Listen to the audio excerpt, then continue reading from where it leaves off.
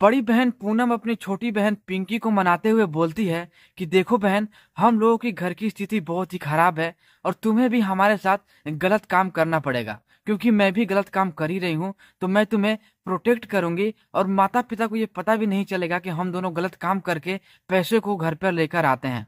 लेकिन वो जो छोटी बहन थी वो मानने के लिए तैयार नहीं थी।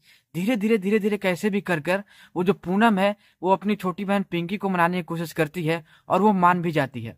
वो जो बड़ी बहन पूनम होती है, पिंकी को एक दिन वो अपने साथ लेकर जाती है। जिस कमरे में वो गलत काम करती थी उसी कमरे के बाहर अपनी छोटी बहन को खड़े रहने के लिए बोलती है बहन, तुम बस झांक कर देखते रहना कि मैं ये सब कैसे करती हूँ।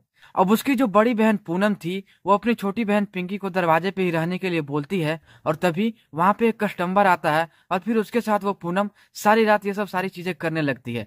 जब उसकी बड़ी बहन पूनम ये सब चीजें शुरू कर देती है तो उसकी छोटी बहन जो पिंकी थी वो दरवाजे के पास से ही खड़े होकर सारी चीजें देख रही थी। वो ये सब देख रही थी कि आखिर मेरी बड़ी बहन ये सब कैसे कर सकती है। दोस्तों, कहानी में ट्विस्ट यहाँ से आता है कि जो उसकी छोटी बहन पिंकी थी वो धीरे धीरे अब ट्रेंड होने लगती है। वो जो पूनम थी उसको हर एक दिन नए नए कस्टमर के पास लेकर जाया करती थी और सिर्फ वो सब चीजें वो करती थी और वो जो पिंकी है वो चीजें देखा करती थी। दोस्तों, एक पूनम का रेगुलर का कस्टमर था। उसी कस्टमर से पूनम अपनी छोटी बहन के लिए बात करने लगती है। वो जो उसका कस्टमर था उसका नाम था रोहित। उसी रोहित को वो बोलने लगती है कि मेरी एक छोटी बहन है, उसको ट्रेंड करना है, वो इस लाइन में पहली बार उतर रही है, तो तुम्हें ये सब सारी चीजें सावधानी से करनी पड़ेगी। अब वो जो रोहित था वो पूनम से बोल पड़ता है कि तुम अपनी छोटी बहन को मुझसे मिलवा, मैं उससे बात करने की कोशिश करता हूँ। अब वो जो पूनम होती है अपनी छोटी बहन पिंकी को उस रोहित से मिलवाती है। रोहित उससे बात करता है, फिर धीरे धीरे उससे बहलाने फुसलाने की वो कोशिश करता है। फिर वो जो पिंकी है वो मान ही जाती है। दोस्तों, जब रोहित पिंकी को मनाने में सफल हो जाता है तो वो पूनम से बोलता है कि सारी काम हो चुकी है, वो जो पिंकी है तुम्हारी छोटी बहन वो मान चुकी है, आज रात तुम भी आ जाना अपनी छोटी बहन को लेकर और मैं ये सब सारी चीजें करने के लिए तैयार हूँ। फिर वो जो पूनम है वो पिंकी को अच्छी तरीके से तैयार करती है और फिर उसी कमरे में वो लेकर उसे जाती है। दोस्तों, पूनम के घर के ठीक ही बगल में एक अलग से कमरा बना हुआ था। उसी कमरा में पूनम अपनी छोटी बहन पिंकी को लेकर जाती है। लेकिन जो पूनम के माता पिता होते हैं उनको ये पता नहीं था कि पूनम और पिंकी इस कमरे में गलत काम करने वाले हैं। अब उनके माता पिता को तो इन सब सारी चीजों की जानकारी नहीं थी, लेकिन उन्हें ये शक भी था कि ये दोनों पैसा आखिर लाती कहाँ से है। तो अब ऐसा ही होते रहता है। वो पूनम अपनी छोटी बहन पिंकी को लेकर आती है उसी कमरे में और फिर ठीक रात के 11 बजे वो जो रोहित है उस कमरे के पास पहुंचता है। फिर रोहित उस कमरे के पास जैसे ही पहुंचता है पूनम दरवाजे को खोलती है, फिर वो अंदर घुसता है। दोस्तों, वो जो रोहित होता है उसकी छोटी बहन पिंकी की खूबसूरती पे वो दीवाना होता है, वो पागल हो जाता है। उसकी खूबसूरती वो देखते ही रहता है, निहारते ही रहता है। दोस्तों, लेकिन जिस रात वो पूनम उस रोहित को बुलाती है उस रात वो जो रोहित है वो शक्तिवर्धक गोलियों का सेवन कर कर आता है। जब वो शक्तिवर्धक गोलियों का सेवन कर कर उस रूम में वो आता है तो अपना आपा खो देता है। दोस्तों, अब जो रोहित होता है वो पूनम को किसी भी तरीके से उस कमरे से दूर करना चाहता था। अब वो पूनम को बोलने लगता है कि तुम्हारी छोटी बहन पिंकी ये तुमसे शर्माएगी, अगर तुम इस कमरे से बाहर नहीं जाओगी तो हम लोग खुल के ये सब सारी चीजें नहीं कर सकते हैं। फिर पूनम वो बोलते हैं कि नहीं, मेरी छोटी बहन पिंकी को कोई दिक्कत नहीं होगी मुझसे, लेकिन तुम बोलते हो तो मैं बाहर खड़ी रहती हूँ और तुम दोनों का वेट करती हूँ, जैसे ही होगा मुझे तुम आवाज लगा देना। अब वो जो रोहित होता है वो दरवाजे को अंदर से लगा देता है और पूनम बाहर हो जाती है। जब पूनम बाहर हो जाती है तो वो अपनी छोटी बहन का वेट करने लगती है।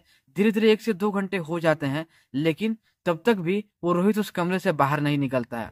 दोस्तों, 2 घंटे के बाद उस कमरे से चीखने चिल्लाने की आवाजें आने लगती है और पूनम बहुत ही डर जाती है कि आखिर पिंकी को क्या हो गया है। और वो बहुत ज्यादा चीखने लगती है, चिल्लाने लगती है और पूनम दरवाजे को खटखटाने लगती है, बोलती है कि दरवाजे को तुम जल्दी खोलो, नहीं तो मैं यहाँ पे हल्ला कर कर सबको जुटा सकती हूँ।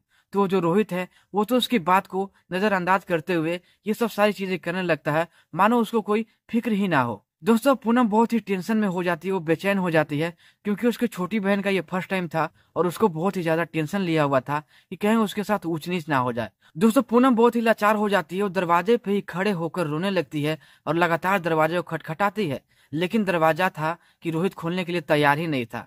बहुत ही ज्यादा प्रॉब्लम के बाद भी वो दरवाजे को नहीं खोलता है। अब वो जो पूनम है उसके पास कोई रास्ता नहीं होता है। वो अपने फौरन घर जाती है और अपने माता पिता को जगा कर ले आती है। दोस्तों पूनम के जो पिता थे वो एक ऑटो ड्राइवर थे। वो शाम को थक हार कर अपने कमरे में सोए हुए थे। तभी पूनम उस कमरे के पास पहुंचती है और दरवाजे को खटखटाने लगती है। जब पूनम के पिता निकलते हैं तो बोलते हैं कि आखिर इतनी रात को कौन सी बात हो गई है, तुम मुझे सोने क्यों नहीं दे रही हो। तो फिर वो जो पूनम है सारी चीजें बताती है कि मैंने ये सब सारी चीजें की है और अंदर एक रोहित है और मेरी छोटी बहन पिंकी वहां पे फंसी हुई है। दोस्तों वो जो पिता है जब अपनी बड़ी बेटी के मुंह से ये सब सारी चीजें सुनता है तो उसके पैरों को तले मानो जमीन ही खिसक गई हो। दोस्तों वो जो पिता है अपनी बेटी को एक थप्पड़ लगाता है और फौरन उस कमरे के पास दौड़कर जाता है और वो दरवाजे को खटखटाने लगता है। दोस्तों उसके पिता जब दरवाजे पर दस्तक देने लगते हैं फिर भी लेकिन वो जो रोहित है वो दरवाजे को नहीं खोलता है, क्योंकि वो जो रोहित था वो शक्तिवर्धक गोलियों का बहुत ही ज्यादा सेवन कर चुका था। वो दरवाजे खोलने के नाम ही नहीं लेता है। तो उसके पिता जो है अब दरवाजे को तोड़ने के प्लान में आ जाते हैं। वो दरवाजे को जोर जोर से पैरों से मारने लगते हैं। जब ये दरवाजा नहीं टूटता है तो फिर वो जो पूनम है वो बहुत ही ज्यादा डरने लगती है। उसके पिता भी अब डरने लगते हैं क्योंकि अंदर से सारी आवाजें आ रही थी। उसके पिता भी उन आवाजों को साफ साफ सुन पा रहे थे। फिर वो एक बड़े से रोड लेकर आते हैं और फिर उस दरवाजे को तोड़ने की कोशिश करते हैं। तो वो दरवाजा आखिर में धीरे धीरे टूट ही जाता है। जब वो दरवाजा टूटता है तो अंदर का नजारा देखकर उसके पिता बहुत ही ज्यादा परेशान हो जाते हैं। उनके पैरों के तले जमीन ही खिसक जाती है। वो उस कमरे के अंदर का मंजर को देखकर हिल सा जाते हैं। वो उस रोहित पर टूट पड़ते हैं, उस रोहित को मारने लगते हैं और फौरन ही पुलिस को कॉल की जाती है। फिर रोहित को धर दबोचा जाता है। तब तक ये जो पिंकी है उसकी हालत बहुत ही नाजुक हो चुकी थी। फौरन उसे अस्पताल लेकर जाया जाता है। दोस्तों जब पिंकी को अस्पताल लेकर जाया जाता है तो डॉक्टर भी बोलते हैं कि आखिर ऐसा कौन इंसान था जो कि इसके साथ ऐसी चीजें करने की कोशिश कर रहा था। वो जो भी था बहुत ही निर्लज किस्म का इंसान था।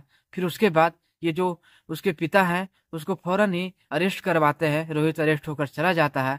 दोस्तों उधर पिंकी का इलाज हो रहा होता है और इधर रोहित को पुलिस पकड़ कर ले जाती है। फिर धीरे धीरे उस पिंकी की भी हालत में सुधार आती है। फिर सुबह होते ही पिंकी को भी डिस्चार्ज कर दिया जाता है। वो अपने घर को आ जाती है। फिर पूनम से सारी चीजें उसके पिता पूछते हैं। फिर पिता जो थे वो रोने लगते हैं अपनी गरीबी पर ही कि अगर मैं इतना गरीब नहीं होता तो मेरी जो दोनों बेटियां हैं ये सब सारी चीजों करने के लिए वो तैयार नहीं होती। लेकिन दोस्तों ये बात तो एकदम 100% सच है कि गरीबी आदमी को किसी भी राह पर भटका सकती है। पैसा आदमी को बिल्कुल ही अंधा बना देता है।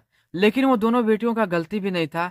थोड़ी सी गलती उसकी बड़ी बेटी की थी। उसने रास्ता ही गलत चुन लिया था। और कोई और रास्ता चुनती, कोई और रास्ते से वो पैसे कमाने की कोशिश करती तो आज ये दिन नहीं देखना पड़ता और ना ही वो अपने पिता के सामने सर झुकाकर चलती।